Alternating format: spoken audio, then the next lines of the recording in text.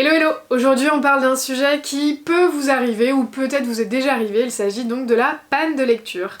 Et oui, c'est ce moment où on vient peut-être de sortir d'une super lecture, qu'on a eu vraiment un moment de lecture incroyable et on sait pertinemment que ce qui va arriver ensuite va être beaucoup moins bien pour nous. Pourquoi je pense que c'est plus un feeling, mais bon, peu importe. Et donc on a énormément de mal à choisir sa lecture suivante. Donc ça peut être une des raisons. Une autre raison, ça peut être tout simplement qu'on a lu énormément, qu'on a le cerveau un petit peu surchargé d'informations, et donc on se retrouve devant notre bibliothèque avec notre palle qui déborde, et on se dit, bah en fait ça, non, en fait ça, je sais pas, en fait ça, je sais pas trop. On commence 5 livres en lisant 10 pages, et au final, on se plonge dans absolument rien du tout. Donc écoutez, moi j'avais envie de vous faire une petite vidéo cette semaine pour vous parler des 2 astuces que j'ai, et aussi vous donner, dans chacun des cas, quelques livres qui, moi, m'aident régulièrement à sortir de ma panne de lecture, en espérant que ça pourrait un peu vous aider. Donc rien de bien original, vous verrez, j'ai pas non plus des astuces incroyables pour sortir de ma panne de lecture, mais juste des petites choses qui vraiment m'aident énormément. Et la première chose, c'est de me tourner vers un genre complètement différent. Donc j'ai remarqué quand même que c'est souvent en lisant beaucoup de fantasy, de romantasy, d'univers hyper riches où vraiment j'ai vécu plein d'aventures, que d'un coup d'un seul, je sais plus du tout quoi lire. Et notamment quand j'enchaîne pas mal de bonnes lectures, souvent à la fin je suis un peu, en fait là je sais pas du tout ce que j'ai envie de lire, je pense que ça va être beaucoup moins bien, et limite en plus en me mettant dans cet état d'esprit là, j'ai l'impression que je lis pas les livres avec le bon état d'esprit et que forcément je vais être déçue de ce que je vais lire ensuite. Donc, ce que je fais maintenant, c'est que j'alterne avec un truc qui n'a rien à voir.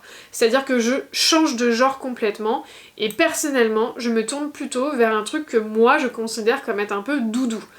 Ça peut être une lecture que j'ai déjà faite, ça peut être un de mes livres préférés, trop réconfortant, avec une ambiance qui va me faire trop du bien, etc., et qui me dérange pas du tout de relire ou de découvrir. Ou ça peut être une romance. Parce que comme donc les Américains utilisent un terme que je trouve vraiment dégueu, ils appellent ça genre palette cleanser, qui veut dire genre le truc nettoyage de palais. Donc, mais en même temps, je pense que c'est assez clair, c'est vraiment pour dire voilà, j'ai un peu rincé mes émotions, on va dire, fortes avec quelque chose qui se lisait vite et qui était sympathique, et j'ai pu ensuite me consacrer à d'autres lectures un peu riches en émotions, en univers. Donc finalement c'est assez vrai ce qu'il raconte, même si le terme en soi je le trouve absolument ignoble. Et donc pour moi les romances c'est un petit peu, ça peut aussi être ça, même si il m'arrive de vivre des émotions absolument incroyables en lisant, ça n'enlève absolument rien à la qualité des romans que je lis.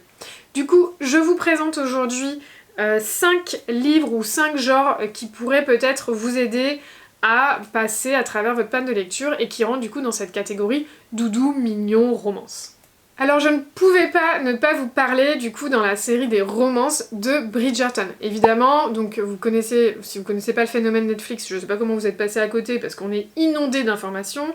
En plus avec toutes les parutions, reparutions de tous les livres, etc. Je vois pas comment vous pouvez passer à côté, mais soit.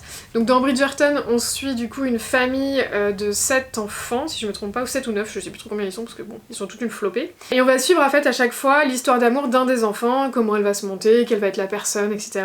Et chaque enfant en fait a vraiment une personnalité hyper différente. Je sais que beaucoup de gens disent oui, les livres sont pas aussi bien que la série, etc. Bah c'est sûr, la série est beaucoup plus moderne, elle a vraiment pris ce twist un petit peu contemporain et tout qui fait que c'est trop cool. En plus les costumes sont dingues, les musiques sont incroyables, les acteurs sont top. Donc la série c'est une réussite sur toute la ligne. C'est sûr que les livres sont un peu moins bien, mais personnellement, toute l'année dernière, à chaque fois que j'avais un moment où je savais pas quoi lire et tout, bah je me suis pris un Bridgerton.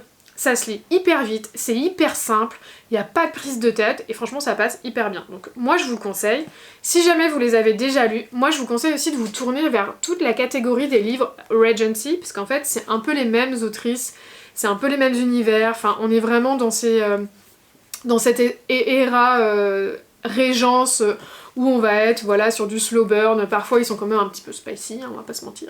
Mais voilà, il y a toujours une partie un peu slow burn, un peu séduction, c'est toujours des histoires un peu rocambolesques, et franchement ça passe hyper bien.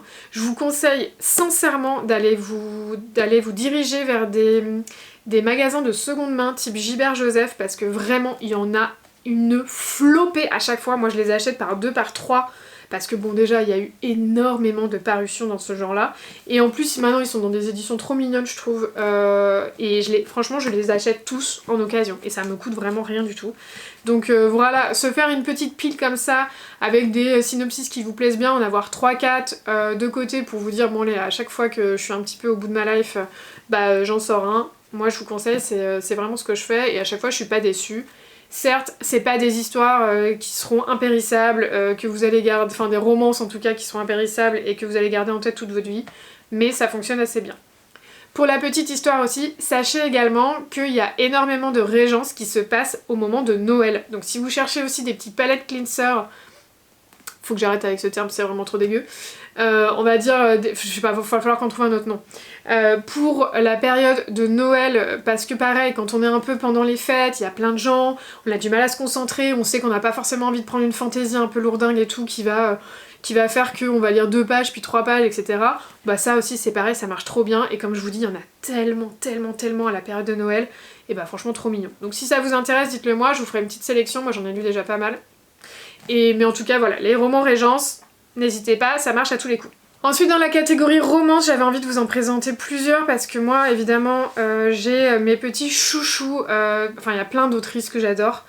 Après, dans ceux où vraiment j'ai eu l'impression que ça m'avait sorti de panne de lecture, il y en a eu un peu moins. Il y a des romans qui m'ont énormément touchée, qui ont été géniaux et tout, mais qui ils sont pas arrivés au milieu d'une panne de lecture. Donc écoutez, je vous présente aujourd'hui When in Rome de Sarah Adams, qui malheureusement n'est pas encore traduit si je me trompe pas. Franchement j'espère qu'ils les traduiront parce que je comprends pas en fait que ça soit pas le cas. Je vous reconfirmerai quand même ici quelque part si c'est pas déjà le cas parce que j'avais un petit doute. Mais vraiment celui-ci il est très bien. Sachez que c'est la même autrice qui a écrit The Cheat Sheet qui lui pour le coup a été traduit. C'est pareil, hein. The Cheat Sheet vous pouvez y aller, ça se lit en 3 secondes, c'est hyper mignon, ça marche très bien. Je pense que vous verrez dans cette vidéo, le thème vraiment c'est de lire des choses qui sont rapides, parce qu'en fait c'est ça aussi qui fait qu'on n'a pas le temps de s'ennuyer, on n'a pas le temps de trop réfléchir ou de se sentir un peu lasse, et moi je pense que c'est vraiment ça qui fonctionne bien. Donc là dans When in Rome, on va suivre Amelia Rose, qui est une genre de Taylor Swift en fait.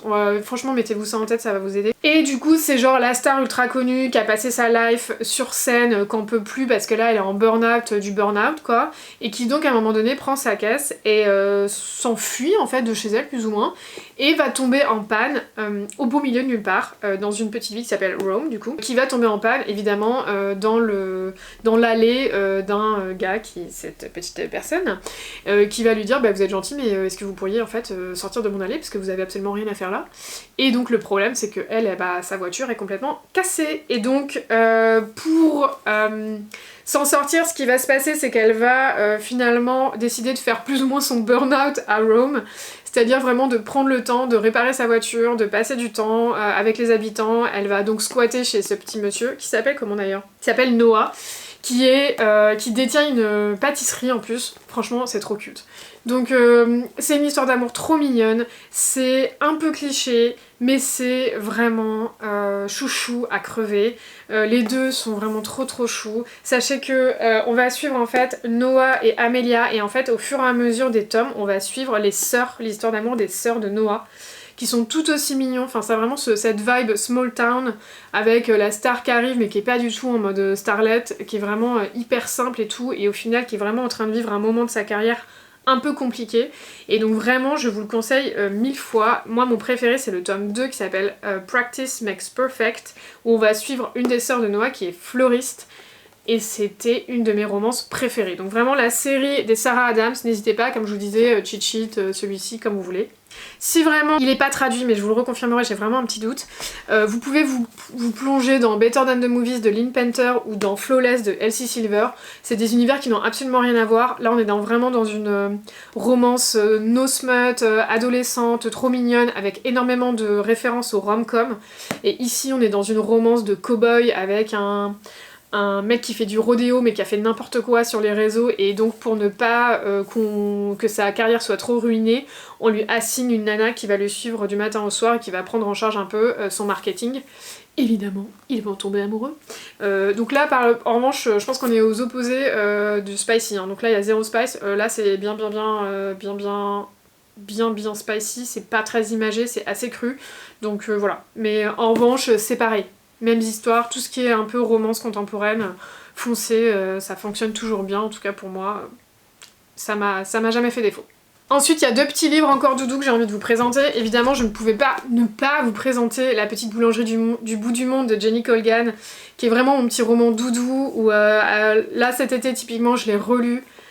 J'ai tout autant aimé que la première fois, c'est le roman qui me fait du bien, et je pense que ça va vraiment devenir un des romans où quand je sais plus quoi lire et que je suis au bout du bout, je vais me retourner vers celui-ci. Et donc ici on suit Polly, qui du coup est un peu au carrefour de sa vie parce qu'elle avait monté une boîte avec son copain de design qui n'a pas du tout fonctionné.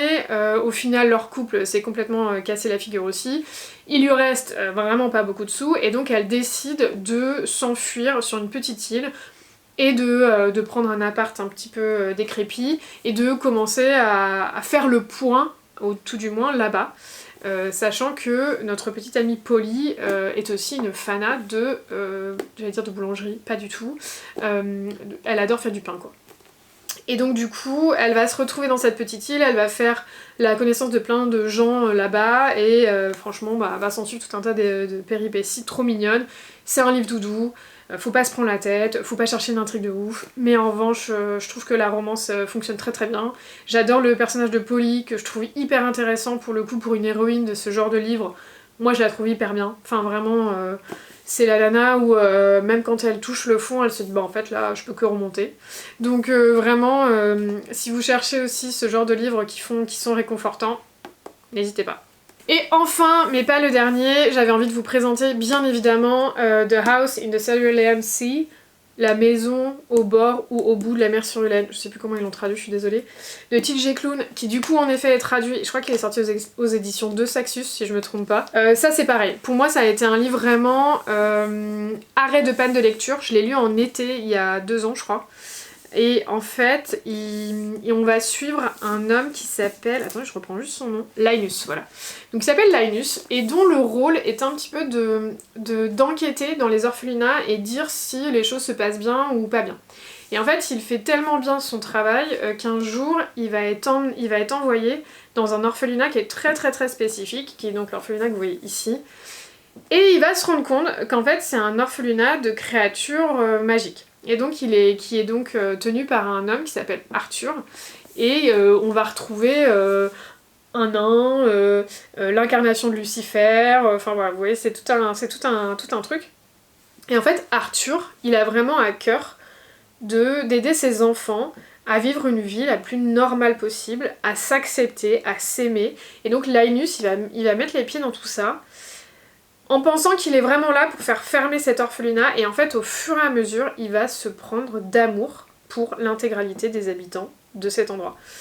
Donc c'est un livre qui est d'une douceur, qui est d'une compassion, enfin il y a des émotions dans ce livre, enfin moi je vous jure, c'était pas un livre chialade mais pas loin, et franchement je vous conseille 1000 fois, ça fait du bien, comme je vous dis, sur les livres un peu doudou, lui il est vraiment sur le haut du classement. La deuxième astuce que je peux vous proposer, c'est vraiment de lire quelque chose qui va être rapide, c'est-à-dire le rythme va être très très rapide, on va avoir plein d'informations, l'univers va être ultra riche, on va pas s'ennuyer une seconde.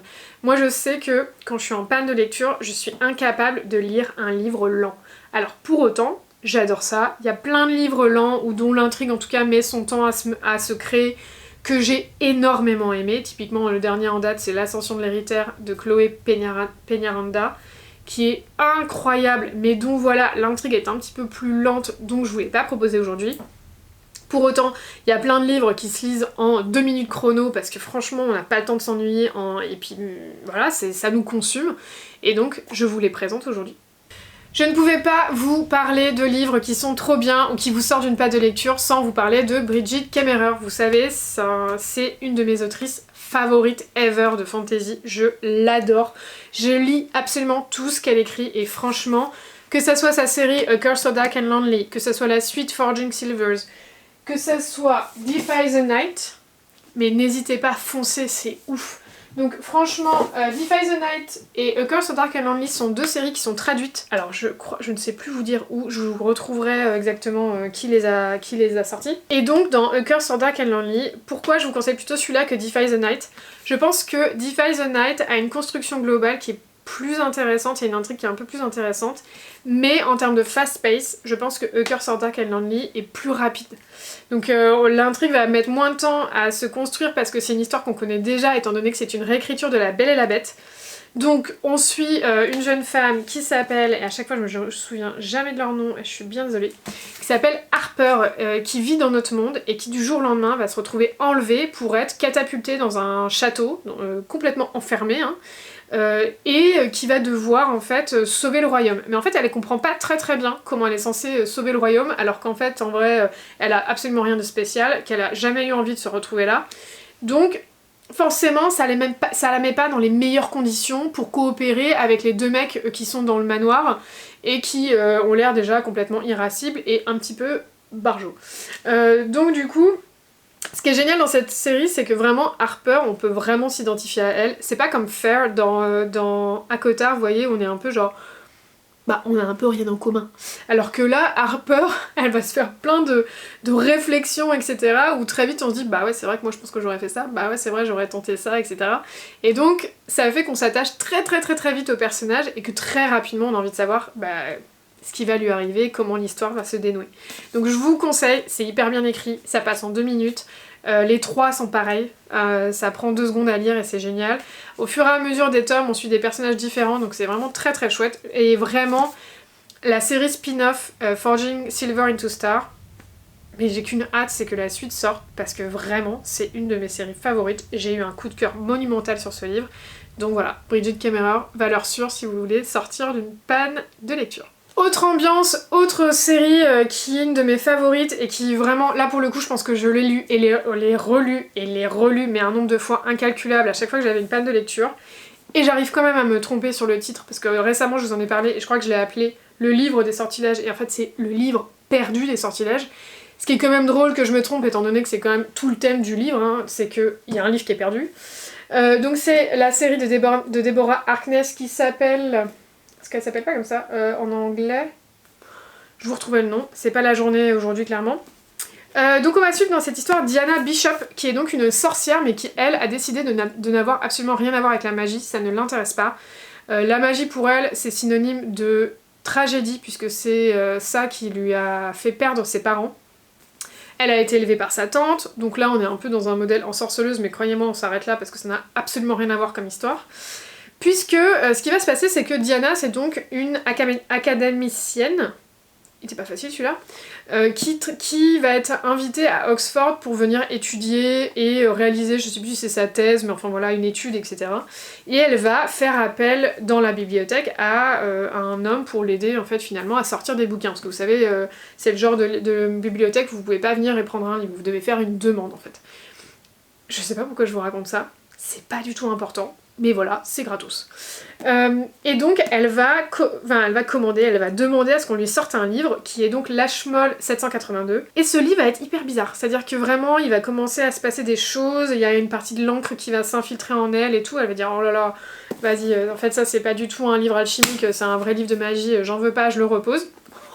Je sais pas si vous avez vu la poussière qu'a fait mon livre quand je l'ai fermé, mais alors, c'est abusé. Et donc elle va le reposer. Sauf que ce livre, ce qu'elle ne savait pas, c'est que toutes les communautés magiques le recherchent depuis des dizaines et des dizaines et des dizaines d'années. Et donc, évidemment, elle qui ne voulait absolument rien avoir à faire avec la magie, va s'attirer le regard de toutes les communautés magiques, que ce soit les démons, les vampires et les magiciens, et donc, enfin les sorciers, et donc va se retrouver au cœur d'une guerre, d'une recherche qu'elle n'avait absolument pas demandée. Et en la personne de Matthew, un vampire qui est extrêmement intéressé par ce livre, elle va être forcée un petit peu à le retrouver. Donc écoutez, c'était hyper bien. Moi j'ai adoré, c'est une série en 3 tomes, ça passe très vite, c'est énormément porté sur la romance, donc si vous aimez pas la romance, passez votre chemin. Mais vraiment, c'est très bien construit, j'ai trouvé que c'était hyper original, il y a vraiment ce côté Oxford, Académie, les manoirs, les châteaux en France et tout. Enfin, il y a vraiment tout en termes d'ambiance pour nous plaire. C'est peut-être pas une histoire dont l'intrigue est la plus riche et incroyable en termes de world building que vous pourrez voir dans la fantasy, mais franchement c'est une romantasy qui est géniale. Et en plus ce que j'aime bien c'est que les personnages sont un peu plus vieux que d'habitude. Enfin, on n'est pas sur... elle a pas 22 piges, elle a pas 17 ans, comme dans la plupart des fantasy ou romantasy. Et je trouve que ça fait du bien, parce que c'est une femme qui sait ce qu'elle veut, et donc c'est un personnage, je trouve, auquel on s'attache et qu'on respecte, en tout cas, un peu plus dans ses choix. Et donc moi c'est quelque chose que j'ai bien apprécié. Donc voilà, le livre perdu des sortilèges, j'arrête de blablater sur ce bouquin parce que ça pourrait durer des heures. Je ne peux pas ne pas vous parler de l'Empire du Vampire de Jay Kristoff, puisque évidemment cette année, ça, vous le savez, c'est un de mes coups de cœur, mais je pense de tous les temps.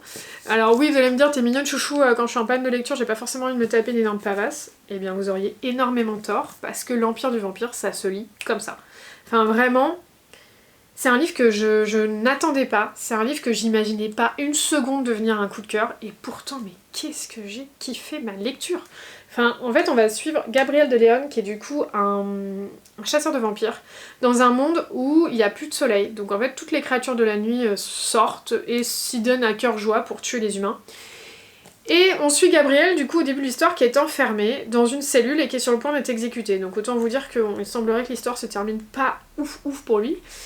Et là, on voit arriver Jean-François, qui est donc un vampire qui est envoyé par l'impératrice vampiresque, et qui vient du coup dans la cellule de Gabriel pour recueillir ses mémoires, et notamment toute sa connaissance autour du Saint Graal.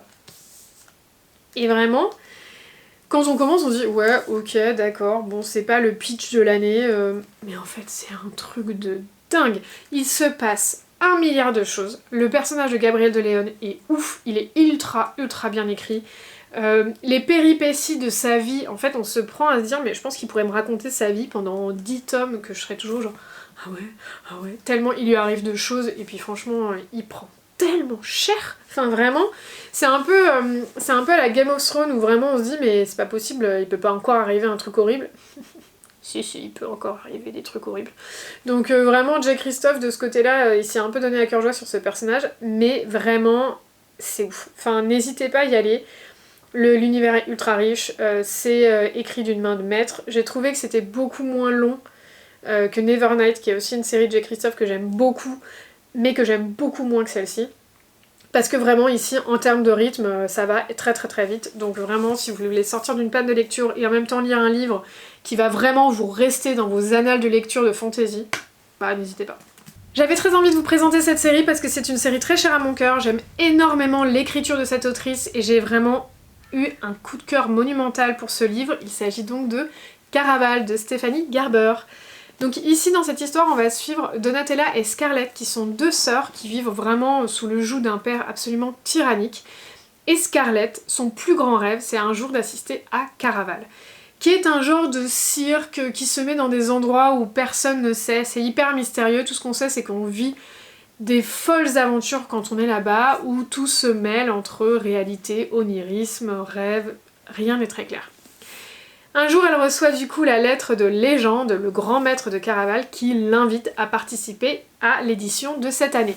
Scarlett, ni une ni deux, fait tout un petit tas de manigances pour pouvoir aller à Caraval, sauf qu'au moment où elle arrive là-bas, elle se rend compte que sa sœur Donatella a été kidnappée et que la seule façon pour elle de retrouver sa sœur et de gagner Caraval.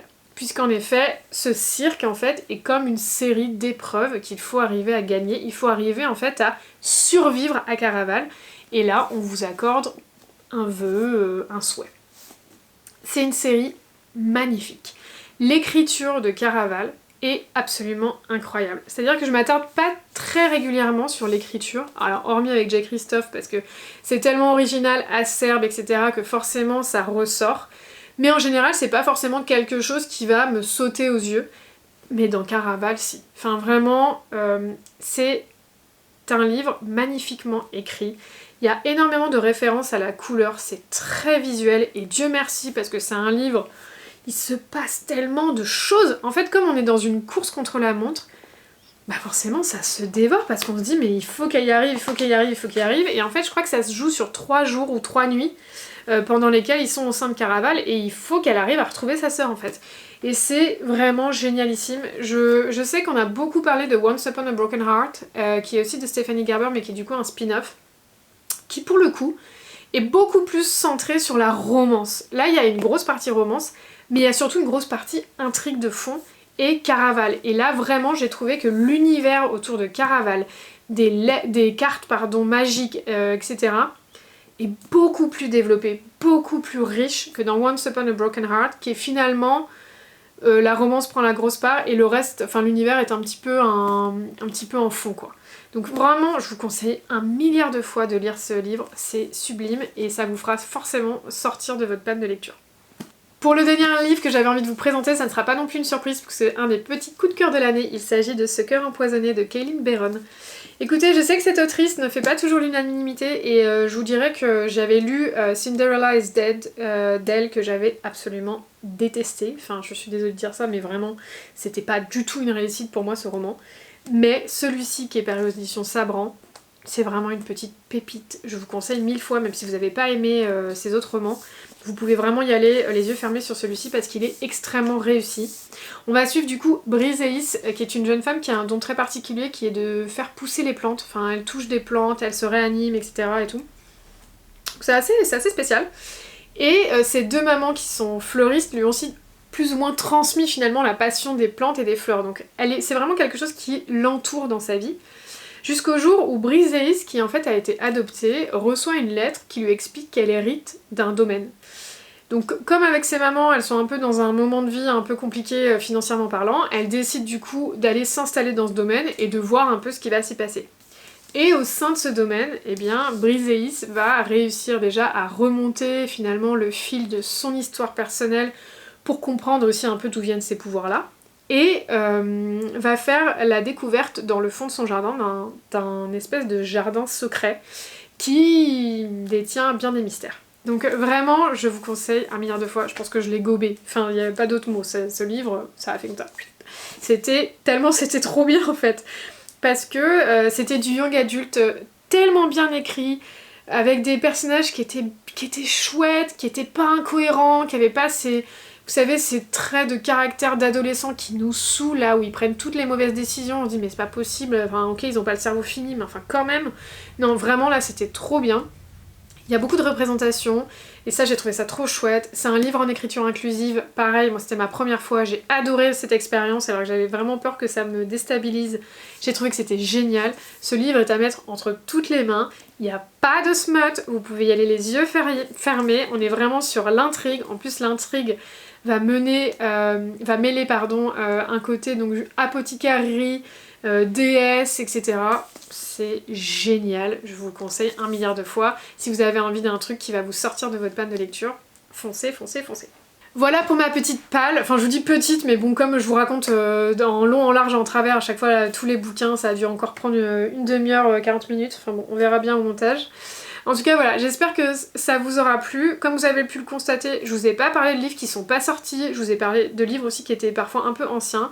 Je me suis dit que ça peut vous permettre aussi de trouver des choses en seconde main, etc. qui vont pas toujours vous coûter un bras.